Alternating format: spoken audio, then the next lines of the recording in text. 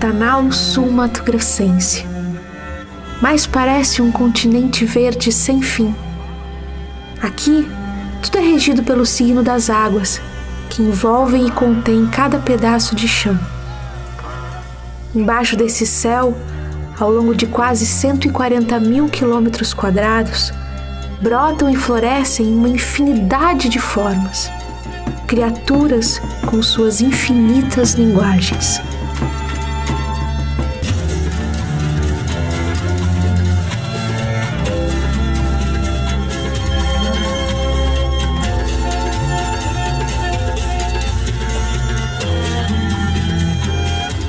Os habitantes dessas planícies pertencem à paisagem. Muitos os chamam de bugres.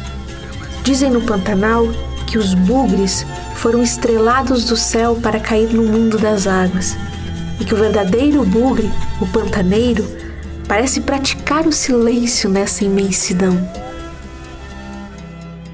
A essência da mistura de raças que gerou o povo pantaneiro tem índio, espanhol, português, paraguaio, boliviano, árabes, paulistas, mineiros e muitas outras descendências. Mas tudo começou com os índios. De acordo com pesquisas arqueológicas feitas na região pantaneira, a ocupação humana do Pantanal se deu há mais ou menos 8.500 anos. Grupos de nômades índios migraram para cá vindos do Planalto Central brasileiro, do Chaco paraguaio e da região chiquitana da Bolívia. Aqui, esses grupos encontraram condições favoráveis para a sobrevivência e se adaptaram às características do local. O surgimento das culturas indígenas pantaneiras, elas podem ter se dado a partir de um mecanismo de adaptação desses caçadores-coletores à nova realidade, como também pode ter sido trazido de outras regiões. Então, por exemplo, o surgimento da cerâmica no Pantanal, quer dizer, índios fabricantes de cerâmica, será que eles inventaram a cerâmica ali? Aparentemente não. Aparentemente a cerâmica foi uma inovação tecnológica trazida por movimentos migratórios vindo de outros lugares. Pode ter sido da região chaquenha, pode ter sido da região do Planalto Central brasileiro ou mesmo do Sul Amazônico. Então, é mais ou menos assim que vai se dando, né, essa adaptação do homem a uma paisagem que alguns autores diziam que era inóspita ao ser humano, né? Aquela ideia de que o Pantanal é um ambiente repelente por causa de mosquitos, alagados e outros inconvenientes e desconfortos, mas isso não é verdade, né? Isso não é verdade porque a arqueologia nos mostra assim, que não há um recanto do Pantanal que não tenha sido habitado pelo ser humano. A data do início da chegada do homem ao Pantanal só pôde ser estimada depois que pesquisadores encontraram evidências em quase todas as áreas da planície pantaneira, principalmente nos municípios de Corumbá e Ladário. Essa parte, que é uma escarpa calcária que se deu a fundação primeira de Corumbá e Ladário, foi o mesmo local que os índios antigos, os primeiros que chegaram no Pantanal, pelo que nós conhecemos hoje em dia, escolheram para morar. Então, por exemplo, Ladário, uma parte do centro de Ladário está sobre um grande sítio arqueológico. Isso significa que os índios antigos também escolheram os melhores locais para moradia, tanto quanto os não índios, como os portugueses do século XVIII, escolheram esse local aqui para a fundação de Corumbá e para a fundação de Ladário também. Restos de fogueira e materiais em cerâmica são os principais objetos de estudo dos arqueólogos. A decoração dos recipientes é uma verdadeira impressão digital étnica. Quero dizer o seguinte, que a decoração, seja ela por meio de pintura, seja ela por incisões ou qualquer outro tipo de modificação da plástica, da superfície de um recipiente, ela é feita sempre de acordo com valores culturais, de acordo com valores éticos. Ou seja, um índio nunca faz um pote igual ao outro, eu digo, de outra sociedade. Com o passar dos anos, os grupos indígenas resistiram às mudanças geológicas e firmaram seu papel na construção do que viria a ser as primeiras sociedades organizadas do Pantanal. No início do século XVI, eles já somavam centenas de milhares, integrados ou não entre si, pertenciam a diversas nações. Os Kaiowá e os Yandeva, que falam Guarani, pertencem ao Tongo Tupi. Os Terena, que falam Terena, pertencem ao tronco Aruac. Os Guató pertencem ao tronco Macro-G. Acredita-se que só os Guarani eram mais de 1 milhão de pessoas. Hoje, a população indígena do Mato Grosso do Sul, a segunda maior do país, não ultrapassa 50 mil índios. Cerca de 35 mil são aldeados e habitam terras demarcadas. Os demais estão urbanizados. Em termos de gravidade ou de fatores responsáveis mais diretamente pela depopulação de todas as populações indígenas na América, em primeiro lugar sempre se destacam as doenças, né, que se propagaram rapidamente, né, doenças trazidas pelo colonizador e que provocaram enormes depopulações. Uma enorme depopulação. Em segundo lugar, sempre nós temos que destacar os trabalhos forçados, os deslocamentos, as interferências do colonizador na organização social desses povos. E, finalmente, né, as próprias guerras, né, em que esses povos foram envolvidos. Né. Aí nós temos os 3 fatores mais relevantes, né, pela depopulação. Né. Os Guarani estão subdivididos entre Kaiowá, com 26.200 índios, e Nhandeva, com pouco mais de 5.400. Os Kaiowá, no passado, eram donos de um território de quase 4 milhões de hectares. Ia do extremo oeste pantaneiro até a região de Dourados. Hoje, estão confinados em 22 aldeias, num total de 44 mil hectares, situados em 16 municípios do estado. Os Kaiowá são os mais atuantes e numerosos. Fazem da luta pela terra sua resistência. Defendem a união entre a flecha e a foice. Os Nhandeva estão em 6 pontos indígenas, localizados em 6 municípios distintos.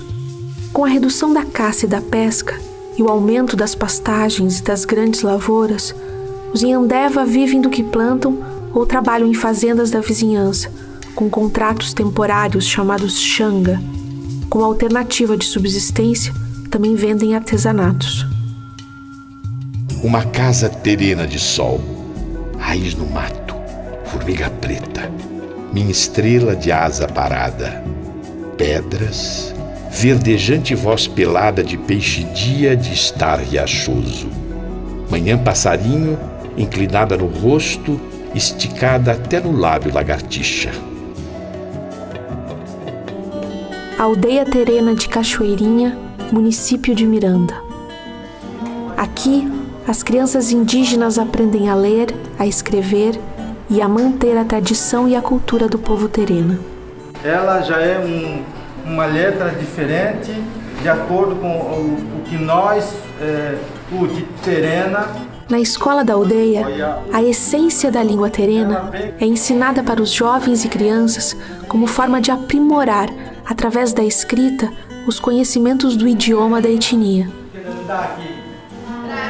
Nós somos índio, nato mesmo brasileiro, e queremos assim estar sempre levando, incentivando para todos os alunos para que possam assim, estar sempre empenhados nessa matéria, porque hoje ela é uma matéria como português, matemática, enfim, mas o sonho da nossa comunidade é outro, né? O sonho da nossa comunidade, eles querem assim uma educação assim específica, diferenciado para toda a nossa educação, para que a gente possa ter a qualidade melhor da nossa educação. Nós somos índios, né?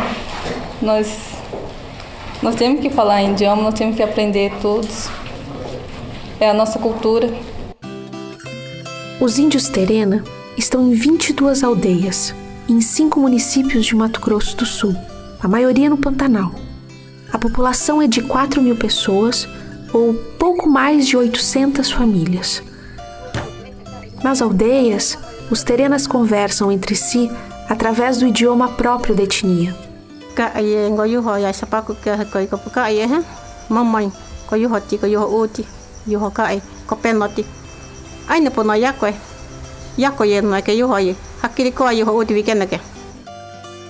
Apesar da proximidade com as cidades e do acesso a ferramentas típicas da vida moderna, muita coisa dos costumes terena ainda é preservada.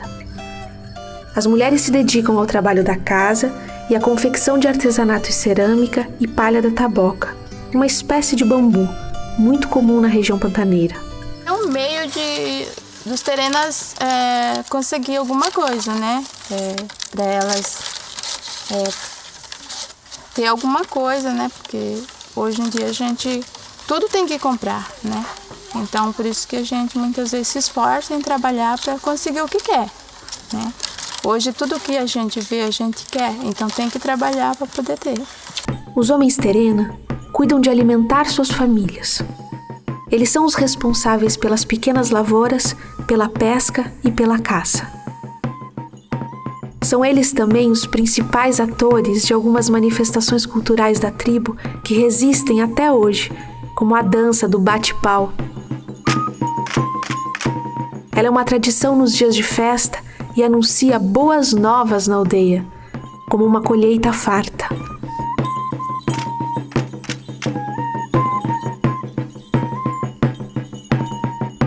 A nossa tradição é a nossa arma. Então, nosso documento nós não podia perder. Então, por isso que nós continuamos de movimentar a nossa tradição. Vem lá do bisavô, avós, do pai, tudo. Então, até aqui, por isso que nós estamos cuidando do que é nosso. A gente tem incentivado nossos filhos, nossas crianças na sala de aula, para que eles possam não deixar de ser índio. Sempre eu digo para os patrícios que a nossa identidade como índio é a nossa própria língua, o nosso próprio costume, o maior documento, nosso cabelo. Então somos reconhecidos como índio e primeiro brasileiro neste país. E sempre eu repasso para o pessoal isso, para não se envergonhar de ser índio. Eu não me envergonho de ser índio.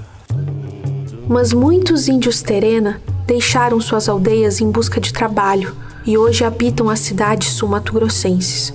Em Campo Grande, capital do estado, por exemplo, eles são mais de 3.000 indivíduos. Por causa do grande número de índios no município, foi construída uma pequena vila para abrigá-los, com casas de alvenaria que lembram uma oca. O conjunto Marçal de Souza tem escola bilíngue e um memorial para preservar a cultura indígena. O índio ele sai da aldeia, ele vem com uma expectativa de vida. Só que essa expectativa, ele chegando na cidade, não é aquilo que ele imagina, né? Aí ele depara com um monte de fatos que eles não estão preparados, que é a questão da falta de moradia, a qualificação da mão de obra. Então ele chega aqui, a tendência ele é ir parar na favela. E então, acho que nesse sentido, a comunidade que hoje aqui está, eles ficam felizes por esse fato de ter uma casa própria para morar. Eles invernam dia nas auroras. São viventes de ermo, sujeitos que magnificam moscas e que oram diante uma procissão de formigas. São vezeiros de brenhas e gravanhas. São donos de nadifúndios. Os Cadiuel são descendentes únicos dos lendários guerreiros montadores, os Umbaiá Guaicuru. Os Guaicuru viviam na região do Alto Paraguai e eram considerados os primeiros nativos a domar cavalos, desenvolvendo uma técnica própria para montá-los. O apogeu da nação Guaicuru aconteceu durante o século XVIII, quando os índios dizimaram um grupo inteiro de colonizadores portugueses que tentava fazer um acordo de paz na região pantaneira. O episódio ficou conhecido como o Massacre do Forte Coimbra, base militar que servia para guardar as terras brasileiras. Hoje, os quase 2.000 índios Cadiuel vivem em 4 aldeias no município de Porto Murtinho, dentro do território conquistado junto à coroa portuguesa pela bravura com que lutaram na Guerra do Paraguai. A maior das aldeias é a Bodoquena, com 540.000 hectares e população de 1.592 indivíduos. A gente está sempre preservando a nossa cultura aqui. Hoje, basicamente, depois dessa grande evolução da humanidade, né, digamos aqui no Brasil, mas a gente sempre vive nessa expansão. Aqui temos a nossa cultura, nossas danças, nossas músicas, a gente sempre mantém intacto essa cultura. Vizinha de Bodoquena fica a aldeia Campina. As outras duas, a Tomásia e a São João, também têm índios Terena e remanescentes Quiniquinaua. A nossa etnia, né, a gente teve mantém essa relação entre a natureza e nós, né, os Cadiuel. A gente vê, né, a gente mantém isso aqui desde lá dos nossos antepassados, né? Os nossos antepassados, né, preservaram isso aqui, né? A gente mantém essa relação da natureza, né, com os animais. Até hoje nós temos. Porém, a gente ouça, né? Ouça qualquer tipo de animal, a gente já tem, começa a distinguir qual é o significado. De repente um pássaro canta, né? A gente temos até hoje isso na preservação, né, no nosso dia de hoje. Os Cadiuel herdaram de seus descendentes Guaicuru a destreza na montaria. Os desenhos corporais são outra habilidade da etnia. Tatuam seus corpos e rostos com desenhos minuciosos e simétricos, traços seculares da tradição Guaicuru, são exímios ceramistas e decoradores. Seus inigualáveis motivos geométricos e coloridos influenciam muitos artistas plásticos regionais. Porque a gente ensina, a mãe ensina, né? Daqui um dia a mãe morre, mas tem a filha que está aprendendo. Eu aprendi com minha mãe e minha avó, que nem tem mais. Minha avó morreu, mas ela me ensinou, desde pequeno, desde mocinho. Essa herança da minha avó que me deixou. Aqui até guria tá fazendo já cerâmica, aprendendo. Mas só que é chato o homem aprendendo. Cerâmica é serviço de mulher, não é para guri, não é para nada. Tem que ser menina, né? Menina aprende. Para homem não pode. Nossa lei, homem é proibido. O idioma Cadiuel é falado por todos na aldeia e ensinado na escola que oferece ensino fundamental e médio. Os professores, em sua maioria, também são índios. A importância da língua indígena é para que os alunos não esquecer a língua materna. Temos dicionário próprio, né, idioma, né? O professor consulta dicionário na língua indígena, até esse livrinho de Cadiuel, só na idioma, né? O professor explica para os alunos. Da importância para nós, né? Valorizar a cultura, valorizar o que nós temos, é um registro para nós. As árvores velhas, quase todas foram preparadas para o exílio das cigarras. Salustiano, um índio guató, me ensinou isso, e me ensinou mais, que as cigarras do exílio são os únicos seres que sabem de cor quando a noite está coberta de abandono. Acho que a gente deveria dar mais espaço para esse tipo de saber, o saber que tem força de fontes. Um povo com uma história de agonia e de esperança. Os índios Guató foram considerados extintos. Mas no final da década de 50, um grupo foi reconhecido morando de forma organizada na ilha Bela Vista do Norte, mais conhecida como Ilha Inso, às margens do rio Paraguai, no município de Corumbá. São cerca de 200 índios que convivem isolados por causa do difícil acesso. As famílias moram separadas, característica típica dos Guató. É que, de acordo com as pulsações do rio Paraguai, eles migram internamente na ilha. Muito pouco da cultura Guató sobreviveu ao tempo. Hoje, na aldeia, não se fala mais o idioma nativo, e apenas o hábito de andar em canoas feitas pelos próprios índios e as manifestações do artesanato em madeira ainda resistem. Incentiva a pessoa a ter orgulho, porque se nós não ter orgulho de ser o que nós somos, a nossa raça, então é melhor acabar logo tudo. Então. Deus colocou a gente para ser índio, então nós nunca deixamos de ser índio. Sou pertencente nessa nação, né? Nasci, me criei aqui, eu falo idioma, então eu sou Cadiuel. Tenho orgulho de ser índio terena, muito orgulho. Eu tenho que ter amor nos índios, qualquer tipo de índio.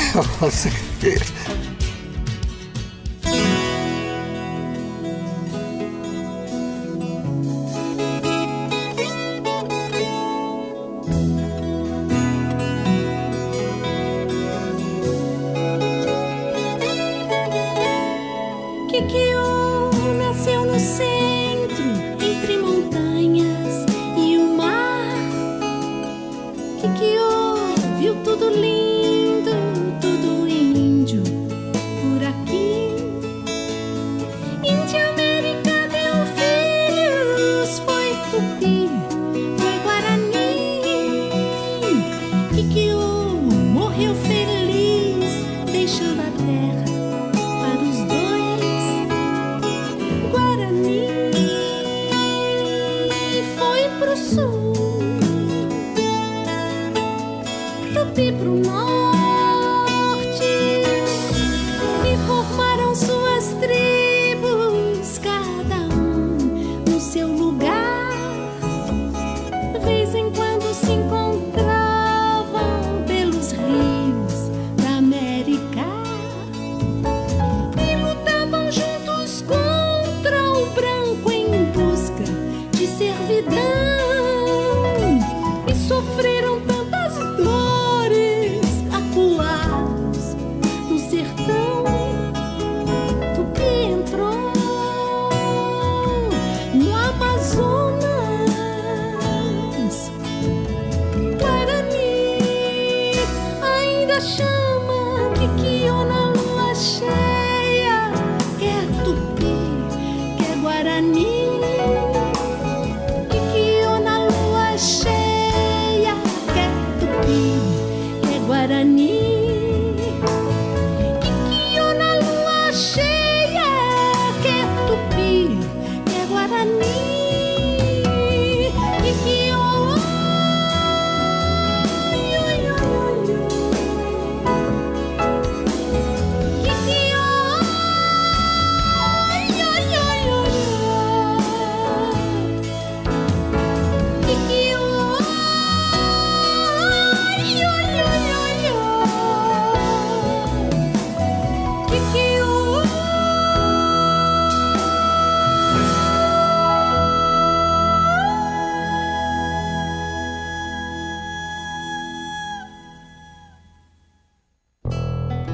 Por volta de 1750, vieram se juntar aos habitantes do Pantanal o vaqueiro e o boi, ambos rapidamente assimilados e identificados com a natureza local.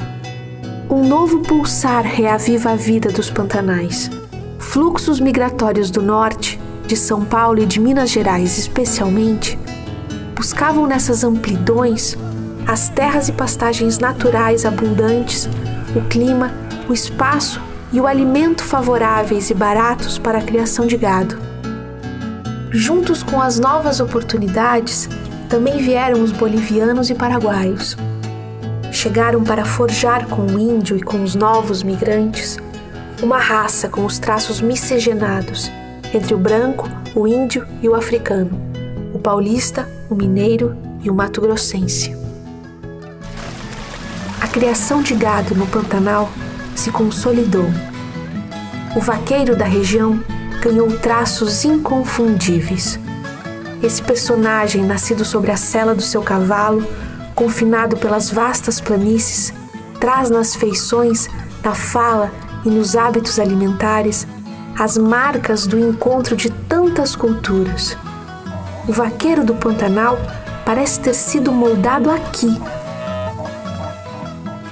O homem pantaneiro, ele é muito preso às suas raízes históricas, às raízes culturais. Você conversar com um homem pantaneiro é conviver com um mundo diferente. A vida isolada e distante fez com que o homem se adaptasse às ausências. Sem conforto e com muito esforço, cuida do rebanho, cura bezerros, busca alimento. Essa gente tem um ritmo intenso e especial de trabalho. Não, o dia a dia do vaqueiro é acordar de manhã cedo, tirar o leite, tomar um leite na mangueira, Sair, pegar o cavalo, ir nas invernadas, laçar o gado bem. Para o trabalho, o vaqueiro criou suas próprias ferramentas e utilitários, com o que podia dispor de matéria-prima. Um deles era o couro. Até hoje podemos observar os elaborados e famosos trabalhos artesanais feitos especialmente para a montaria. A gente usa o buçal para pegar o cavalo, o freio poder parar, né? Que às vezes você não tendo freio você não consegue parar o cavalo, né? E o arreio, vai o bacheiro por baixo do arreio, esse aqui. Tem os estribos, que servem para poder você montar no cavalo, né? E apoiar também, né? E aí vem o laço também, que é para você pegar uma criação bichada. Se tiver bichado, um bezerrinho novo, às vezes tem bezerro que nasce e a vaca é muito peituda, ela não pega. Aí você tem que laçar ela, derrubar e pôr o bezerro para mamar, né? Aí tem a badrama, pelego, serve para ser macio, né? Ficar mais macio um pouco. E a calça de couro também, né? A calça de couro é importante, que não deixa não rasgar a calça, ajuda a cabeçoura do cavalo, né? Tem muitos, sei lá, se tem sal, não sei. Aí também de mato, essas coisas, pau, ajuda, protege muito. O vaqueiro do Pantanal também gosta de diversão. Quando está de folga na fazenda, às vezes sai para caçar ou pescar, joga futebol, proseia na roda de tereré, arruma suas traias de trabalho. O lazer também fica por conta das festas de laço, rodeios e dos bailões, regados a muita bebida, chamamé, polca paraguaia, moda de viola e vaneirão.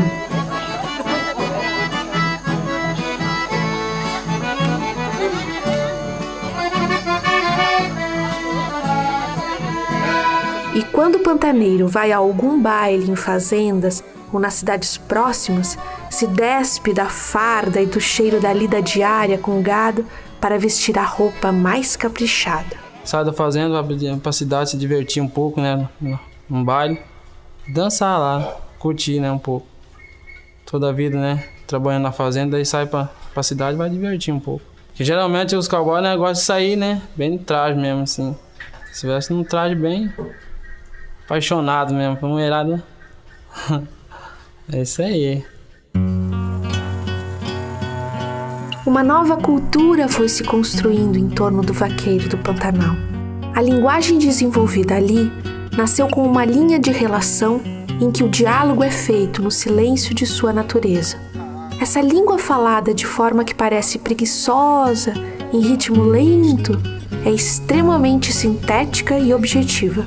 É rica em palavras criadas ao sabor da vida pantaneira, principalmente as que dão nome aos bichos, plantas, traias, acidentes geográficos, ações e à alimentação. Do português, o pantaneiro herdou as histórias e as lendas contadas para assustar crianças. Dos índios, vêm os gritos e aboios dados até fora de hora. Os traços fisionômicos, as novas comidas, o costume da cesta depois de uma refeição e, sobretudo, o gosto pela música, o pantaneiro herdou dos paraguaios e dos bolivianos. Na grande enciclopédia Delta Larousse, vou buscar uma definição de pantaneiro. Disse de ou aquele que trabalha pouco, passando o tempo a conversar. Passando o tempo a conversar pode ser que se ajuste a um lado da verdade, não como sendo inteira verdade. Trabalha pouco, vírgula. Natureza do trabalho determina muito, pois sendo a lida nossa de a cavalo, é sempre um destampo de boca, sempre um desafiar, um porfiar inerente, como faz o bacural.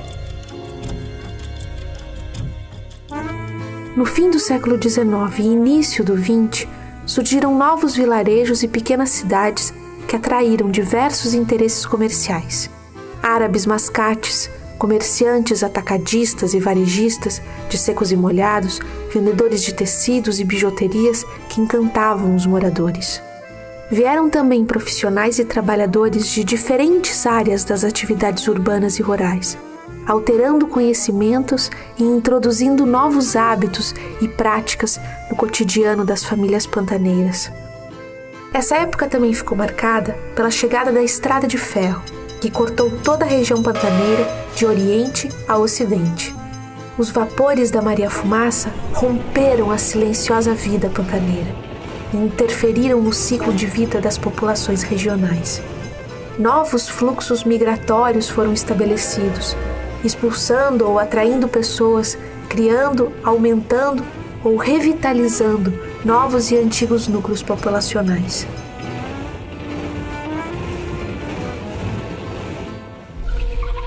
No início dos anos 70, 2 outros acontecimentos alteraram o cotidiano pantaneiro. O primeiro foi o avanço agressivo da agricultura monoculturista, soja, trigo e milho. Esse fenômeno afastou e deslocou populações inteiras. Estabeleceu diferentes níveis de relacionamentos urbanos e rurais, abriu perspectivas para novas ocupações e atividades às populações ociosas pela falta de terra e de estímulos. Esse fenômeno agrícola também interferiu no equilíbrio ambiental. A falta de cultura conservacionista desse agricultor deu início a um perigoso processo de degradação no meio ambiente. O segundo fator de interferência foi a criação do estado de Mato Grosso do Sul em 1977. Isso desencadeou outros fluxos migratórios, com um grupo de pessoas atraídos por promessas de novas oportunidades. Ao mesmo tempo, a introdução maciça de modernas tecnologias no campo transformou os processos produtivos.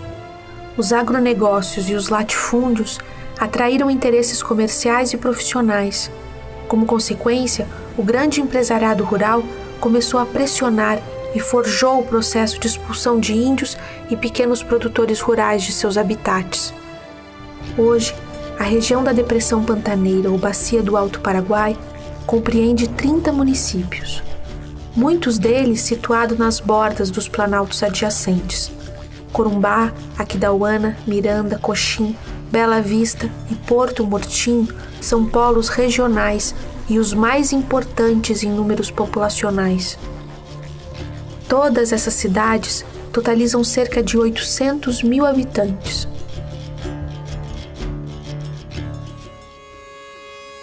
Alheio às transformações urbanas, o vaqueiro permanece comprometido com o parar do tempo.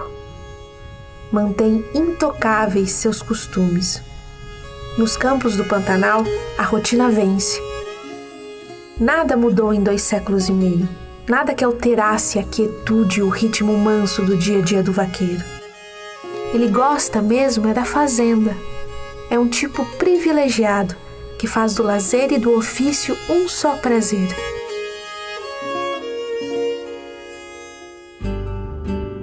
No conduzir de um gado, que é tarefa monótona, de horas inteiras, às vezes dias inteiros, é no uso dos cantos e recontos que o pantaneiro encontra o seu ser. Na troca de prosa ou de montada, ele sonha por cima das cercas. É mesmo trabalho na larga, onde o pantaneiro pode inventar, transcender, desorbitar pela imaginação. O homem é uma continuação das águas, o homem do Pantanal, sabe?